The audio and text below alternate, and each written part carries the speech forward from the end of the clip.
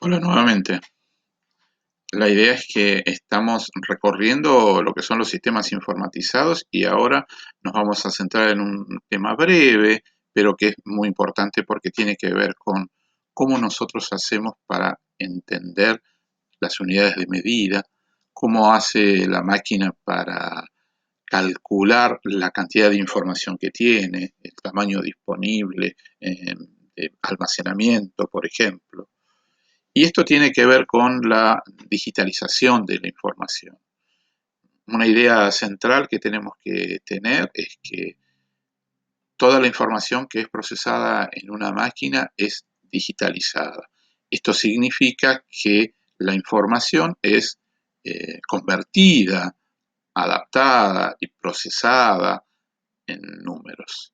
Y estos números tienen que ver con distintos sistemas de numeración, así los llamamos. En general, nosotros utilizamos aquí en Argentina el sistema numérico decimal, que es el que más conocemos.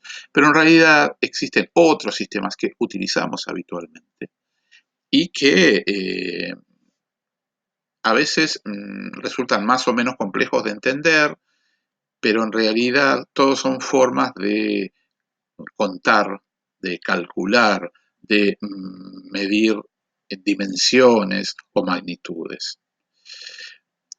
Por ejemplo, existe el sistema numérico hexadecimal que tiene base 16. Se utiliza este sistema para, en informática se utiliza mucho, por ejemplo, para trabajar con la definición de los colores.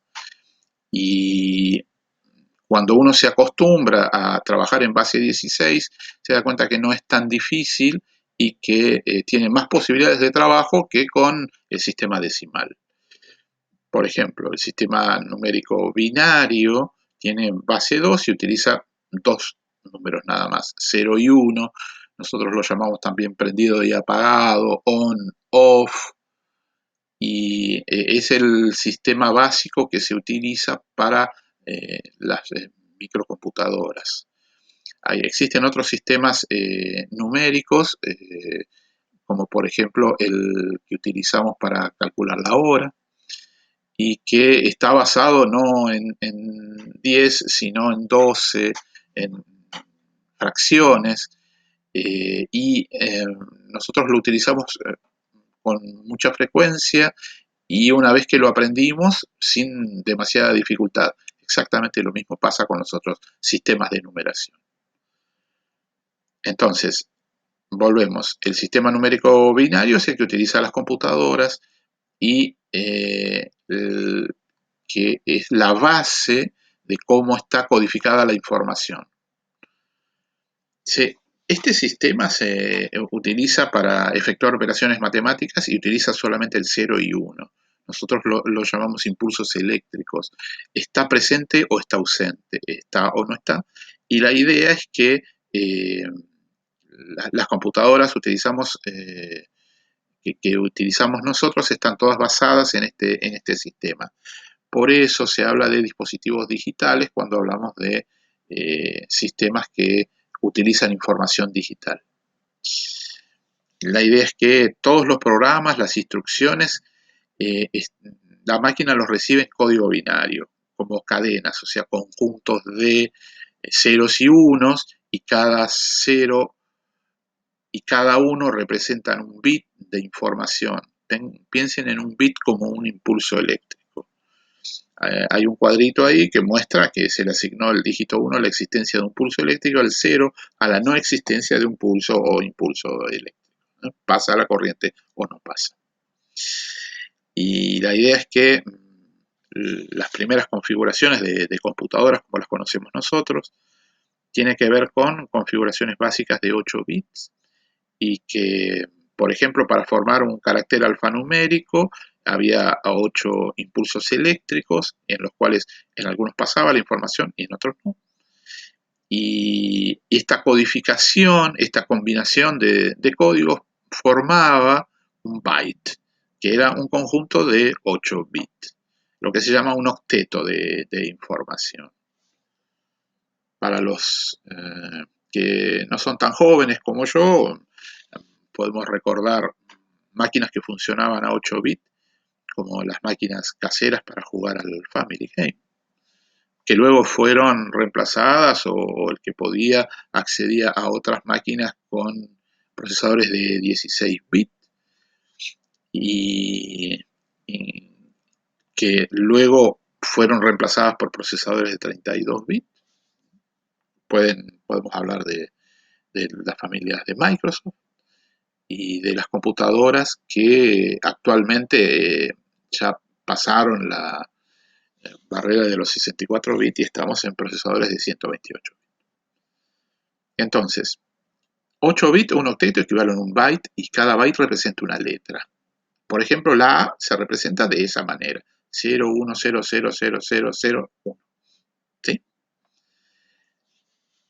Para poder medir la información, la idea es que se utilizan múltiplos de byte y que esos múltiplos nos sirven para poder pensar en magnitudes de información.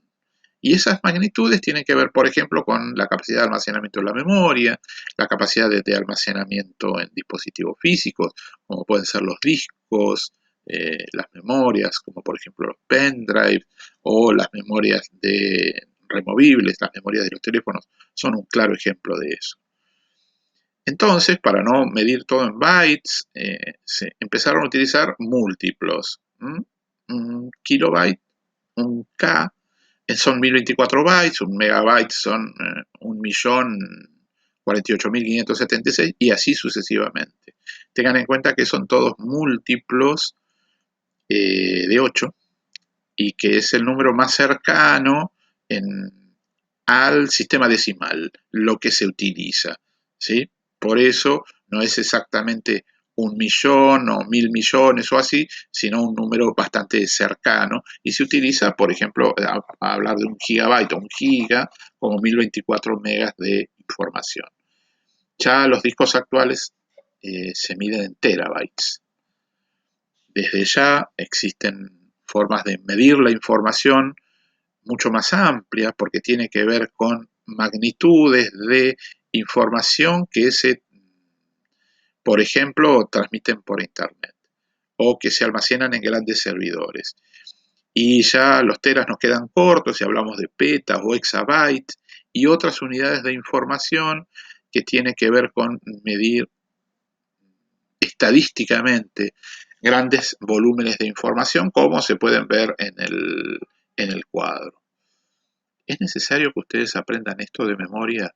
Desde ya que no, la idea es que podemos empezar a pensar en medir la información respecto de cuánto mide un archivo, cuánto pesa, como decimos los informáticos, la información, cuánto ocupa una fotografía en nuestro teléfono o cuál es la mejor magnitud que podemos utilizar para transmitir información por Internet, por ejemplo, en un archivo adjunto de un mail. Hasta aquí nuestra tercera parte. Seguimos en la cuarta y última de nuestra primera serie de videos.